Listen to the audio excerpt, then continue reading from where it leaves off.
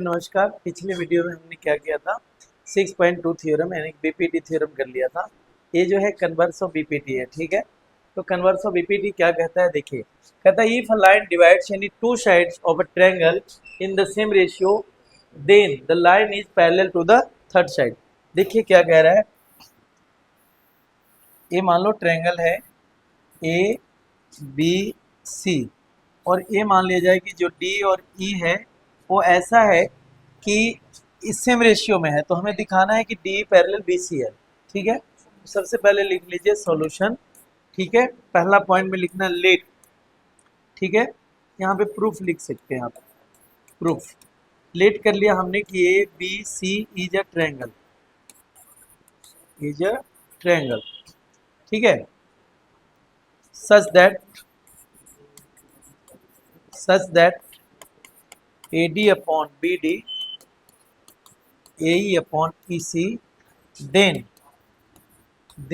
it is to prove that DE parallel BC। ये हमें दिखाना है कि D पैरेलल BC है, ठीक है। कैसे दिखाएंगे, तो हम एक लेट कर लेते हैं, कंस्ट्रक्शन कर लेते हैं, बच्चों कि DE डैश लेट कर लिया कि लेट डी ई डैश क्या है, पैरेलल टू बी सी है। D E dash parallel to B C है और जैसे ही हम D E dash parallel to B C करते हैं बच्चों, तो ये हमारा क्या हो जाएगा, ये हो जाएगा A D upon B D बराबर A E dash upon E dash C. क्यों हो जाएगा, बाई बीपीटी। हमने बीपीटी में पढ़ा था कि जैसे ही पैरेलल कोई साइड अगर होता है किसी ट्रायंगल का, तो दो अदर जो साइड्स है वो सेम रेशियो में डिवाइड हो जाता है। ये हो गया। यहाँ जो हमने लेट किया था इसको मान लेते हैं फर्स्ट, इसको मान लेते हैं बच्चों सेकेंड। तो यहाँ हम लिख लेंगे from first and second. First और सेकेंड से देखेंगे यहाँ बच्चों A D upon B D A upon E C है, यहाँ भी A D upon B D A dash upon E dash C है। तो फर्स्ट और सेकेंड से दोनों बराबर हो जाएंगे, ए ई अपॉन ई सी बराबर हो जाएगा ए डैश अपॉन ई डैश सी, ठीक है।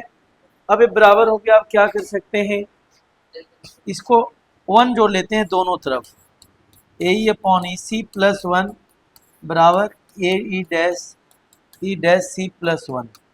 इसका एलसीएम लीजिए, तो जब आप एलसीएम लोगे वन है तो ये हो जाएगा बच्चों ई सी। देखिए ई सी वन से इसको मल्टीप्लाई करेंगे यही रहेगा, प्लस इसी से इसको मल्टीप्लाई करेंगे इसी हो जाएगा बराबर।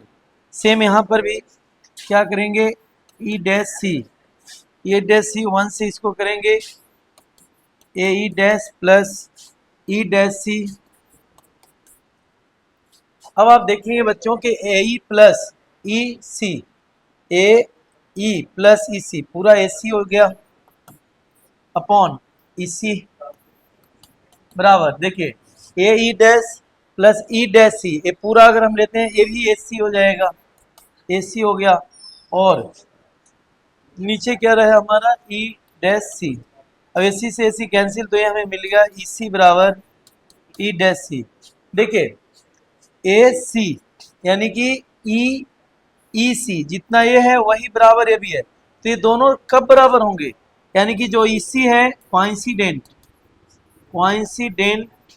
टू ई डैश सी है, यानी कि दोनों एक ही लाइन पे लाई कर रहा है, एक ही लाइन पे लाई कर रहा है। और हमने माना है कि डी ई डैश पैरेलल है बीसी का, तो इट मीन्स कि डी ई पैरेलल बीसी भी है।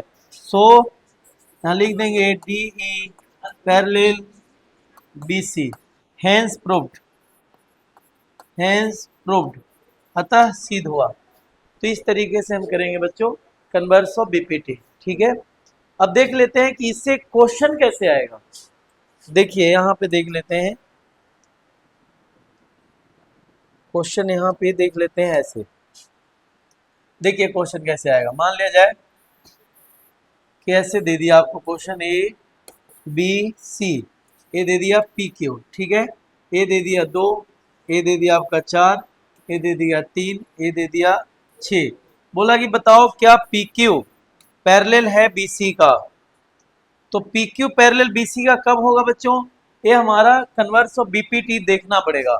ए पी अपॉन पी वी बराबर A Q upon Q C, check कर लेते हैं। और ए पी कितना है 2/4 और ये कितना 3/6, ये कट गया तो क्या मिला 1/2 बराबर 1/2, यानी कि ये दोनों जो साइड हैं, ये जो पॉइंट है पी और ई, यानी कि ये दोनों जो लाइन बन रहा है वो सेम रेशियो में डिवाइड कर रहा है। सो क्या हो जाएगा? पी क्यू पैरेलल हो जाएगा बी सी। लेकिन और भी एक क्वेश्चन देखते हैं। मान लिया जाए एम एन ओ, ए दे दिया मान लो ए बी, बोला कि बताओ ए बी पैरेलल है कि एन ओ? ए 2 है, ये मान लो 8 है, ये 3 है, ये 6 है। तो देखते हैं तो कैसे चेक करेंगे? M A upon A N बराबर M B upon M O, ये हो जाएगा 2/8, ये हो जाएगा 3/6।